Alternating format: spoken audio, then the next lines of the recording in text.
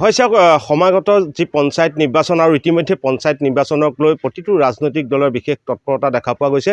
কিন্তু এই ক'ব লাগিব যে বিগত যিসমূহ পঞ্চায়ত আছিলে, যিসমূহ পঞ্চায়ত প্ৰতিনিধি আছিলে, এই পঞ্চায়তসমূহৰ বৰ্তমানৰ অৱস্থা কেনেকুৱা আৰু বিগত পঞ্চায়তসমূহে কেনেধৰণৰ ভূমিকা গ্ৰহণ কৰিলে বা পঞ্চায়তলৈ অনুমোদিত পুঁজি কিমান সদব্যৱহাৰ কৰিলে আৰু ৰাইজ কিমান উপকৃত হ'ল, সেয়া দেখাবৰ কাৰণে মই উপস্থিত হৈছোঁ এইমাত্ৰ মৰিয়নি বিধানসভা সমষ্টিৰ অন্তৰ্গত পূব লাহিং গাঁও পঞ্চায়তত। কেমেৰা সহযোগীয়ে কিছু দৃশ্যাংশ দেখুৱাব যে এয়া হ'ল যে কলীয়াপানী আদৰ্শ গাঁৱৰ অন্তৰ্গতৰ বাট পথৰ এয়া দৃশ্য যে এজাক বৰষুণ দিলে আচলতে এইসকল লোক এই পথে আহিব নোৱাৰাৰ অৱস্থা হয়। আৰু অকল এই পথটিয়ে নহয়, এই আদৰ্শ গাঁওখনৰ প্ৰতিটো পথে আচলতে জৰাজীৰ্ণ ৰূপ। আৰু তাৰ বিগত যিসমূহ পঞ্চায়ত আছিলে, পঞ্চায়তৰ যিসকল প্ৰতিনিধি আছিলে, সেই পঞ্চায়তৰ প্ৰতিনিধিসকলে কিন্তু এইসকল লোকৰ বাবে ন্যূনতম যি পথসমূহৰ অহা যোৱা কৰিবৰ ব্যৱস্থা তাক কৰি নিদিয়াৰ ক্ষোভ। আৰু মই যথেষ্ট লোক ইয়াত উপস্থিত আছে, মই তেওঁলোকৰ প্ৰতিক্ৰিয়া জানিম।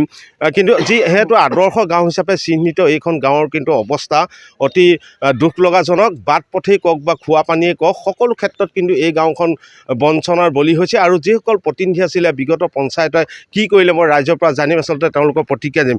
বাইদেউ, পঞ্চায়তৰ পৰা আপোনালোকে কি পালে? ৰাস্তা পদূলি কি পালে? নাই পোৱা ৰাস্তা পদূলি, আমি একোৱে পোৱা নাই। ৰাস্তা একদম বেয়া আমাৰ এফালে, গাড়ী এখন আহিব নোৱাৰে বাৰিষা দিনত। খৰালি যেনে তেনে আহিব পাৰে যদি বাৰিষাত নোৱাৰে, গোটেই বোকা হৈ যায়গৈ। সৰু সৰু ল'ৰা ছোৱালীক লৈ স্কুলত যাবলৈ দিগদাৰ হয়। আৰু বাইক গাড়ী যদি লৈ আহে শ্লিপ খাই এক্সিডেণ্ট হৈ যায়গৈ। এইটো কোন সমষ্টি? মৰিয়নি সমষ্টি। বিধায়ক এতিয়া আমাৰ ৰূপজ্যোতি কুৰ্মী। আহে নাই? ৰূপজ্যোতি কুৰ্মী বহুত দিনৰ পৰা অহা নাই। নামঘৰত আমাৰ হেৰি হওঁতেহে আহিছিলে, তাৰপিছত আমি দেখা নাই আৰু ৰূপজ্যোতি কুৰ্মী। বাকী আঁচনিবোৰ পাইছে নাই? অৰুণোদয় হওক বা নাই পোৱা। অৰুণোদয় আঁচনিও এতিয়া ফৰ্ম পূৰাইছোঁ, আকৌ ভোট দিলেহে বোলে, ভোটত জিকিলেহে আমি অৰুণোদয় আঁচনি পাম, নহ'লে নাপাওঁ। কোনে কৈছে? তাত অৰুণোদয় আঁচনি পূৰাওঁতে কৈছিলে জিকিলেহে পাব বুলি কৈছে। হয়। কি উন্নয়ন হৈছে পঞ্চায়তত? কি কাম হ'ল আপোনালোকৰ? আমাৰ পঞ্চায়তত কাম তেনেকুৱা দেখিবলগীয়া একো হোৱা নাইকিয়া। একো হ'বলৈ একো নাই হোৱা নাই যেতিয়া এতিয়া আমাৰ ৰাস্তা পদূলিৰ কাৰণে আমি 1 নম্বৰ আমাৰ ৰাস্তা লাগে। ৰাস্তাৰ কাৰণে আমাৰ বহুত প্ৰব্লেম হৈছে। তেওঁ আহি পেলাই কয় ৰাস্তা হ'ব, কিন্তু ৰাস্তাত শিলগুটি আছে পৰা তেওঁ নাই পেলোৱা। তাৰপিছত আপোনাৰ ল'ৰা ছোৱালী স্কুললৈ গ'লে লুটি খাই পৰে, পিছলত যাব নোৱাৰে। গাড়ী এখন মাতিলে গাড়ী এখন নাহে। আৰু আমি এতিয়া ৰাস্তা পদূলিৰ কাৰণে আমি এতিয়া গাড়ী এখন ল'বলৈ আমাৰ ভয় লাগে। কিন্তু ৰাস্তা নাইকিয়া, আমি কেনি গাড়ী ওলাম? খোৱা পানী পাইছেনে? খোৱা পানী আমাৰ অসুবিধা হৈছে। খোৱা পানী লেতেৰা আহিছে। আপোনাৰ যিমান টাইম পানী দিবলগীয়া হয় সিমান টাইম কম দিছে, নাই দিয়া সিমানটো। কি ক'ব আচলতে পঞ্চায়তে বিগত পঞ্চায়তসমূহে কি কাম কৰিলে বা বিধায়কে কেনেকুৱা ধৰণৰ কাম কৰিলে, উন্নয়ন কিমান হ'ল আপোনাৰ অঞ্চলত? চাওক, পঞ্চায়তৰ প্ৰথম কথা, আমাৰ বিধায়কজনৰ যদি উন্নয়নৰ ক্ষেত্ৰত কওঁ, আমাৰ কলীয়াপানী আদৰ্শ গাঁওখনৰ বিধায়কৰ উন্নয়ন 0। 1% কৰা নাই। কৰিছে, কিন্তু শিলগুটি দুটামান বা ৰাস্তা পদূলি কোৰ মাৰি বন চিকুণালি আচলতে উন্নয়ন নহয়। উন্নয়নৰ ক্ষেত্ৰত কলীয়াপানী আদৰ্শ গাঁওখনত ৰূপজ্যোতি কুৰ্মীয়ে অনলি বিয়া সকাম খাবলৈ আহে, প্লাছ বিহু বা কিবাকিবি তেনেকুৱা কিছু ক্ষেত্ৰত আহে, সেইবোৰত সহায় কৰে। সেইবোৰ কম পুঁজিত সহায় কৰে, কিন্তু গাঁওখনৰ এটা সম্পূৰ্ণ ইমূৰৰ পৰা সিমূৰলৈকে ৰাস্তা আজিলৈকে 25 বছৰ কাৰ্যকালত তেখেতে কৰিব নোৱাৰিলে। তেখেতে কেৱল এইটোৱে কয়, অৰুণোদয় আঁচনি বা কিবাকিবি ক্ষেত্ৰত আমাৰ গাঁৱত যিখন মিটিং বহে, অৰুণোদয় আঁচনি বা কিবাকিবি ভোট দিলেহে তেওঁলোকে দিব। আচলতে এখন চৰকাৰৰ গণতান্ত্ৰিক অধিকাৰ সেইটো নহয়। যিভাগে কৰে তেনেকুৱা কাম নহয়। গতিকে আমি ভাবোঁ এনেকুৱা বিধায়ক আমাক বৰ্তমান পৰিৱেশত নালাগে। চৰকাৰ, আমাৰ সন্মানীয় মুখ্যমন্ত্ৰী ডাঙৰীয়াও গুৰুত্ব দিয়ক। এই বিধায়কজনৰ পৰা আমি কোনো পধ্যে সহায় হোৱা নাই। সহায় হোৱা বিধায়ক এজন আমি পালে মুখ্যমন্ত্ৰীক ধন্যবাদ দিম। পঞ্চায়তৰ যিসমূহ আঁচনি, সেই আঁচনিসমূহ পাইছে নাই? পঞ্চায়তৰ আঁচনি মানে কি, এতিয়া পঞ্চায়তৰ লিডাৰশ্বিপৰ ঘৰত ঘূৰি ফুৰাসকলে পায় সেই আঁচনি।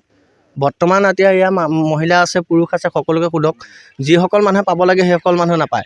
এতিয়া আপোনাৰ চৰকাৰী ঘৰ দেখুৱাই দিব পাৰোঁ, নাপাবলগীয়া মানুহে চৰকাৰী ঘৰ পায়, কিন্তু পাবলগীয়াসকলে নাপায়।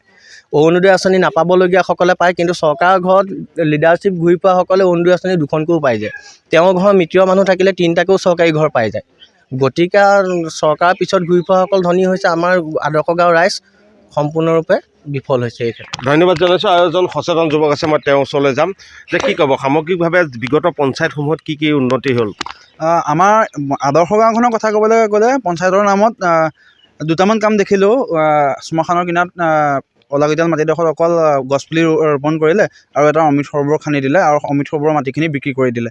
উন্নয়নৰ নামত সেই দুটাই হৈছে। তাৰ বাহিৰে আমাৰ গাঁওখনত এই 5 বছৰত আপোনাৰ এচপৰা শিলো ৰাস্তাত নাই পৰা, পানীৰ নামত একো নহ'লে উন্নয়নৰ নামত শূন্য মানে এনেই কথাৰ ফুলজাৰি মাৰি থাকে। আৰু পঞ্চায়তৰ যিজন পঞ্চায়তৰ যিজন সভাপতি আছে তেখেতে নাকত তেল দি শুই থাকে। তেওঁ ৰাইজৰ কথাত মানে মনোযোগ নিদিয়ে। তেওঁক অভিযোগ দিলে কৰা হ'ব বুলি কয়, কিন্তু কেতিয়া কৰিব তাৰ উত্তৰটো তেওঁৰ গুৰি নাথাকে। মানে বিধায়কে ৰাস্তা হ'ব বুলি আজি 10-15 বছৰ আগৰ পৰাই কৰি আছে, কিন্তু আজিলৈকে ইয়াত এচপৰা শিলো পেলাব পৰা নাই। আৰু যিকেইটা শিলৰ পইচা আহে সেইকেইটাও আধাহে পৰে, আধা নপৰে আৰু সেয়াই। ধন্যবাদ জনাইছোঁ। এইসকল আছিলে কলীয়াপানী আদৰ্শ গাঁও পুবলাহী গাঁও পঞ্চায়তৰ এইসকল সাধাৰণ জনতাৰ ক্ষোভ। আচলতে বিগত পঞ্চায়তসমূহৰ দিনত এটা শিলগুটিও নপৰা এইখন পঞ্চায়তৰ অন্তৰ্গত এই আদৰ্শ গাঁও, যি আদৰ্শ গাঁও হিচাপে চিহ্নিত, কিন্তু আদৰ্শ গাঁৱৰ হিচাপে চিহ্নিত কৰা এই গাঁৱত কিন্তু এটা পথো আজিৰ দিনত যাতায়াতৰ বাবে সুচল হৈ থকা নাই। বাৰিষা আহিলেই এক আঁঠু বোকা হৈ পৰে। তাৰপিছতো যি বহুবল্কী যিগৰাকী বিধায়ক, সেই বিধায়কজনক কিন্তু অনুনয় বিনয় কৰি এইসকল লোকে আজি পৰ্যন্ত কোনো তেওঁলোকে সুফল নাপালে। আৰু সেয়ে অনাগত যি পঞ্চায়ত নিৰ্বাচন আহিব, কিন্তু সেই পঞ্চায়ত নিৰ্বাচনত এইসকল ভোটাৰে আচলতে কেনেধৰণৰ ভূমিকা গ্ৰহণ কৰে সেয়া কিন্তু সময়ত